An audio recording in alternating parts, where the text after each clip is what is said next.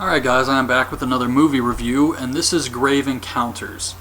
And this movie was recommended to me by Skywarn JLW3, and it was awesome. I really like this movie. It came out last year in 2011, and I heard they're going to make, or they already made a sequel that just came out last month, I think, which I'm really looking forward to watching. I really enjoyed this movie. I think its budget was like $2 million, made back $5 million. But that's not too bad for like an independent released movie. But the movie itself is kind of like found footage, where it's like paranormal activity, but it's different enough that it's its own thing. It stands out. It's not really a clone of those types of movies. And there are some moments in the movie where it feels a little silly. It does get it gets a little bit absurd, but it's still a really enjoyable movie. And we find out that it starts off with this producer talking about how there was this Grave Encounters TV show they were thinking about airing way before Ghost Hunters, Ghost Adventurers, and all those other shows we see today. This was the first. And he received the tapes, and up until episode 6, everything was going fine. But once episode 6 aired, all hell broke loose. And it just killed the show. And what we're going to see is what exactly happened, what took place to these people. He says it's only edited for time. So they're doing the whole thing where it's supposed to be a true story and all of that, but we meet the group of Grave Encounters, and it's hosted by this guy, Lance Preston, who did a great job, and his team, and they're going to this asylum. And they're going around the asylum with the caretaker, and he's telling them about some of the things that took place in the asylum, how there was this doctor who would perform lobotomies, there's this bathtub where a girl cut her wrist and killed herself, and this room where this guy would write all over the walls, and just a whole bunch of crazy stuff. But they're not really believing it. In fact, they actually pay the gardener to act like he saw some scary stuff when he didn't, just because they think there's really nothing to this. And the caretaker's giving them a tour. There's this underground tunnel that leads to other buildings that's really creepy. There's this window on the 4th floor that always gets opened. And just a bunch of stuff like that. And when they go in, there's this graffiti on the door that says, "You will die," or something like that. I can't really remember exactly what it said. I watched the movie a few days ago, so and I'm going all off of memory from this. I didn't take notes or anything. But they go in, and he's going to lock them in. So they have no way to escape. And he's going to come back at like 7 in the morning or something to let them out.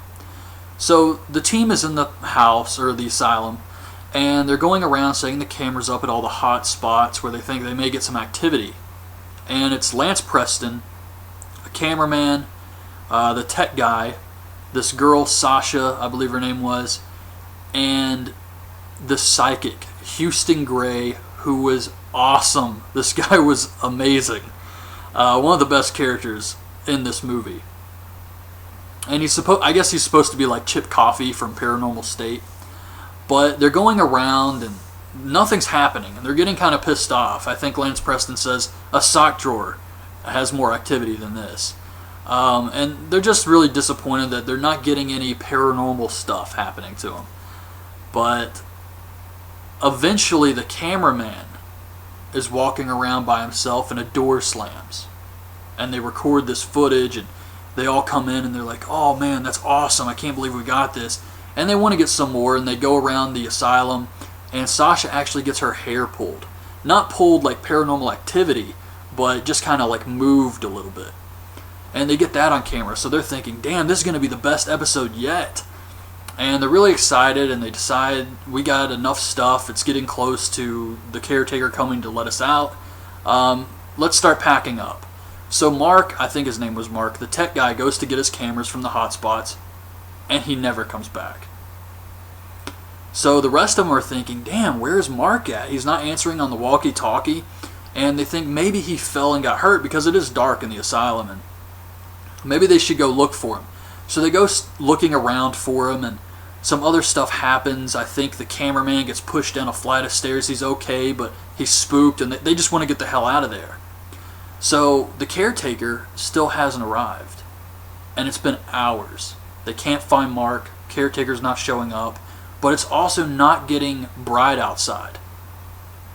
It's still dark, even though it's like 9 in the morning. So they're starting to get concerned about this. And the cameraman decides that we need to just push this cart through the door, break the chains, and just get the hell out of here. So they do, and there's just more asylum. And they have no idea. They're thinking, maybe this is the wrong place? No, this is definitely where we came in. And then they look at the door, and there's the graffiti. So it's like they're just trapped in this endless loop in the asylum. They cannot escape this place. They can't get out the window. They try to climb up the roof, and when they get to the roof, there's just a dead end. It's just a wall. They can't get out. It was really creepy. So they're completely trapped in this place. They can't find Mark. The food is rotting. Sasha wakes up. They take naps, and Sasha wakes up, and she's got these scratches in her back that says hello, which was really creepy. Just a lot of stuff like that's going on. So they're trying to find a way out of this place. And what happens next? They walk into this one room, and there's a ghost. And she's facing the wall. And when she turns around, she does that thing where she opens her mouth and it gets really big, and she's got like the black eyes. Not the best graphics in the world, but still really creepy. And she screams, and they take off running, and it's like the handheld camera view, so it's all shaky and stuff. But they take off from her, and I'm trying to remember where they get separated. And Houston Gray gets separated from the group, and he doesn't even have a flashlight. He's in complete darkness, but we see him through one of these setup cameras. So it's like night vision. And this was pretty creepy looking because he couldn't see anything. He's just filling around. And then he gets like lifted in the air, slammed, and he's screaming, "Somebody help!" And then they throw him. And I guess it just kills him off, but it sucks because he was such an awesome character. But yeah, they kill off Houston Gray. And back at the other group, they find Mark, who's wearing like a robe, like he's a patient. And he's mumbling about how they said I could leave once I was fixed. And he's lost it. He's crazy. And he's got this thing on his arm where he's a patient. And then they look down and they all have these things on their hands. Like they're all patients. So they're really freaking out now. They get Mark and they're trying to get out of here. They walk in the room where the girl slit her wrist and drowned in the bathtub. And Mark stands over this. And he won't move. And they're like, "Mark, what the hell? Let's go." The cameraman goes over to get him.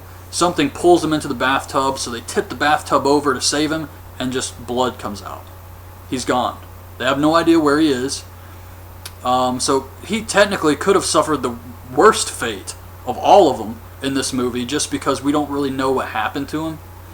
But Mark, Sasha, and Lance Preston are running through the hospital. And they get to an elevator shaft. And they're going to try and force the door open so that they can get down to the tunnels below and maybe make it to another building and escape. And Lance goes to get something to pry open the door. And he sees a tongue on the ground. He's like, "What the hell is this?" And he looks up and there's another ghost who makes the big mouth face on the ceiling like a freaking bat or something. Jumps down at him and starts chasing him. So he's running from this thing, and of course it's super fast. And he shuts the door behind him, and they're trying to hold it back. Sasha helps him, and while she's helping him keep this thing out, Mark jumps down the elevator shaft and just commits suicide. And then the ghost goes away. So Lance and Sasha head down the elevator shaft. And they pass Mark's body, and they're walking down the tunnel. And of course, they end up walking forever. It's an endless tunnel. They're stuck in a loop. And they just keep walking. Sasha starts coughing up blood. She gets really sick. And this part was kind of lame because they sit down to rest because they've been in this place for like 2 days now and it's still not bright outside. And they sit down to rest, and we see from another night vision camera, which is also kind of weird that they're walking forever, yet the cameras are still focused on one place. So I guess the only thing we would see in the camera is them just continuing to walk down the same path. I don't know, it doesn't show that, but they're resting and this smoke comes over and then covers the camera, and then when it goes away, Sasha's gone. So I did think that was kind of lame, but Lance Preston wakes up. And damn it, he is a survivor. He will not give up. So he's still got the stick he used to pry open the elevator door. And he's walking down the tunnel, and he's just keeping a record of everything that's going on, kind of like Blair Witch. He's eating rats and just trying to stay alive. And eventually, he makes it to a door in the tunnel. And at this point, I was thinking nothing's going to scare this guy. He's completely lost it. He's going crazy himself. But he makes it to the door. He goes in, and it's the doctor who performed lobotomies' office and his laboratory.